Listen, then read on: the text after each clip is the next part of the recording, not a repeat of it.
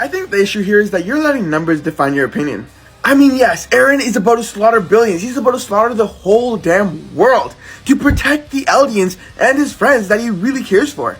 Whereas the Marlians and the rest of the world want to end the entire Eldian race because they don't want to continue to live in fear of them, and they want the resources that their island holds.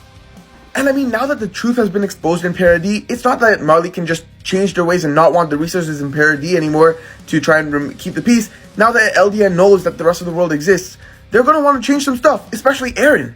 So I mean, at the end of the day, it comes down to picking sides, which side your morale lies with, which side you want to survive, which characters do you think deserve to live, and that's unfortunately the sad part of war. Not everyone will get to live. This is a fight for the right to live. And I mean, the big reason why I think Eren is right compared to everyone else is literally because although the Eldian Empire took over the Marleyan state and controlled the whole world for thousands of years, that was thousands of years ago. The rest of the world had many opportunities since then to try and forgive the Eldians and try to make peace with them, and maybe this wouldn't have happened at all. This wouldn't have had a necessity to happen. And a big reason for that would be because if they made peace, the Eldians wouldn't be still living within the walls, and Titans would never be hunting them down. And if they had peace, they would have had far more advancements because the 9 Titans wouldn't be used for war purposes, but rather for more beneficial purposes to humanity, and no pure Titans would exist either. But the truth of the matter is, the Titans were always a big threat, and no one can live in peace with them, not even the Eldians. And I mean, with the threat of the rumbling and the Titans within the walls, peace was never really the biggest option for them, or the safest one.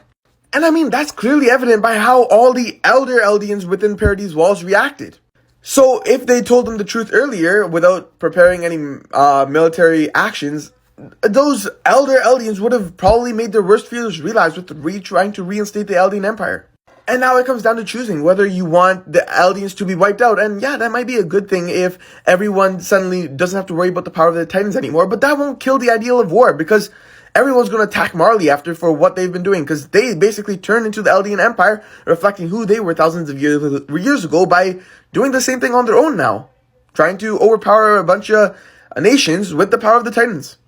But I mean, for me, from my perspective, it's like we grew up watching Eldia. We grew up watching Paradis. And as such, it sort of feels like our bias will always lie with Paradis because your perspective is biased by what side you grew up with.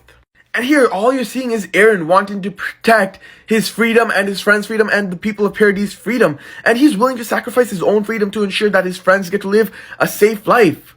And it's just sad to see that how they're willing to sacrifice all the Eldians because they think genocide is wrong. And yes, genocide is wrong, but I would do the same thing because I want to protect my friends.